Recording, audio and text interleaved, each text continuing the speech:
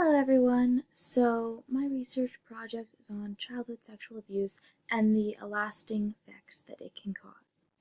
Child abuse includes any threatening or violent interaction of physical or sexual nature that may cause physical or psychological harm to a child. Childhood sexual abuse is any interaction between a child and an adult or other child in which the child is used for sexual stimulation of the perpetrator. Researchers have found that there are many severe consequences of childhood sexual abuse in victims in their childhood as well as throughout their adulthood.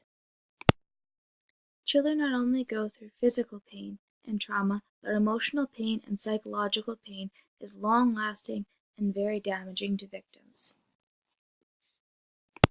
Children affected by sexual abuse often carry many health issues into their future, both physical and mental, including social anxiety, helplessness, substance abuse, aggressive behavior, self-destructive behaviors, guilt, post-traumatic stress disorder, and poor self-esteem, among many others. The following are some symptoms that accompany post-traumatic stress disorder: nightmares, guilt, flashbacks, insomnia, anxiety, avoidance, loss of motivation, lack of feelings, poor self-esteem, negative self-image, among many others. Within Canada, there are 460,000 sexual assaults every year. Out of every 1,000 sexual assaults, 33 are reported to the police, 29 are recorded as a crime, 12 have charges laid, 6 are prosecuted, 3 lead to a conviction. 997 assailants walk free. 1 in 6 children are sexually abused, although the rate of children who do end up telling somebody of what's happened to them are very, very low. Things that contribute to this low number are worries of the person they're telling not believing them, guilt, shame, among others. As Walker and his colleagues state, people who are victims of childhood sexual assault have a hard time coping and have an even harder time developing coping mechanisms because of their time of stress as children, which then causes them many problems in their future when they are unsure of how to cope with problems in their daily lives, workplaces, relationships, or other daily goings. Emotional signs of sexual abuse. Victims of sexual abuse are 3 times more likely to experience depression and anxiety, 6 times more likely to show signs of post-traumatic stress disorder, 4 times more likely to consider committing suicide, 26 times more likely to abuse drugs and alcohol, and 13% more likely to become alcohol dependent.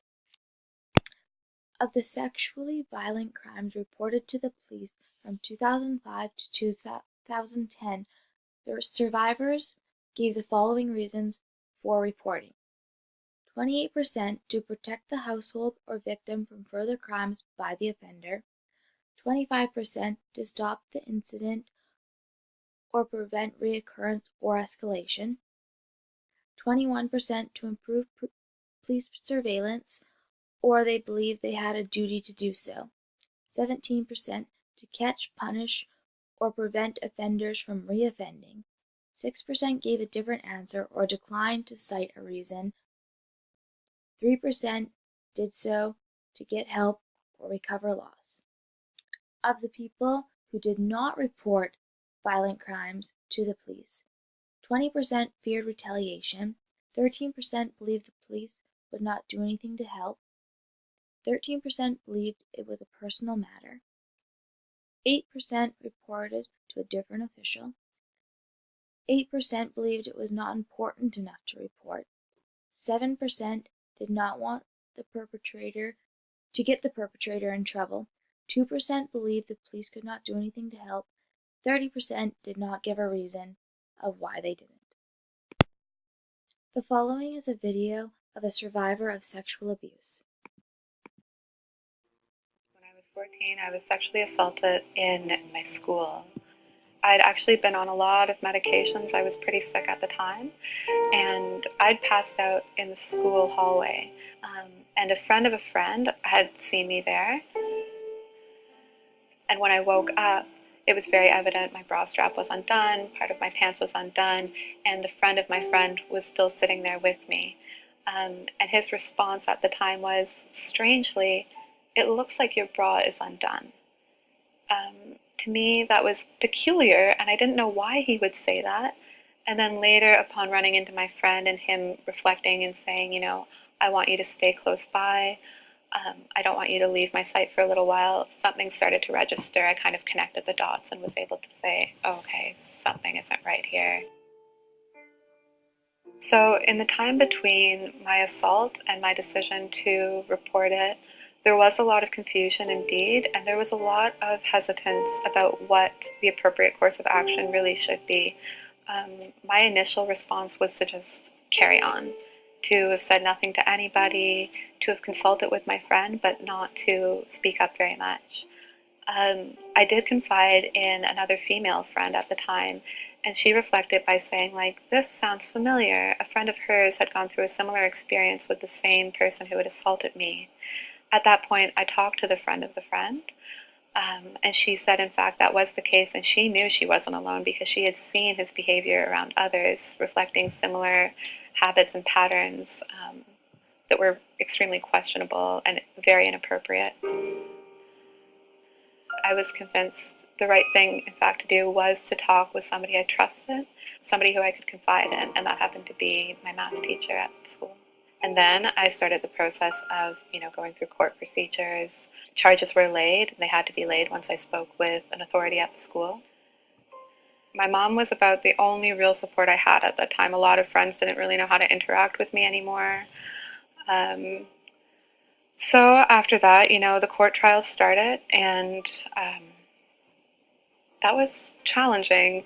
I don't remember a lot of actually being in court. I think that's one of the things that kind of happened is my brain decided to sort of let go of a lot of what happened there. It was pretty traumatizing. I do remember at one point being asked a lot of very personal questions and things like, what were you wearing? Things like, did you do anything to provoke this? Those definitely came up.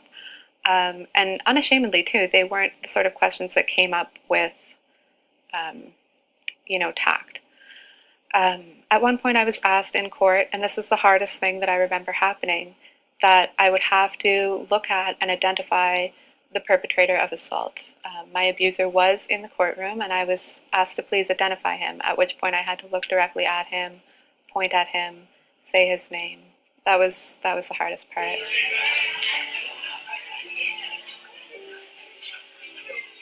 My abuser was given a bit of a slap on the wrist of some community service, and that was kind of standard at the time.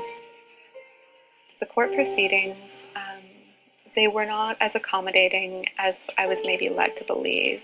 There was a lot of information about how friendly law enforcement would be, how they would kind of help you through and see you through, but the fact of the matter was that a lot of people within that system were not equipped with appropriate resources to handle not only any survivor, but a very young survivor.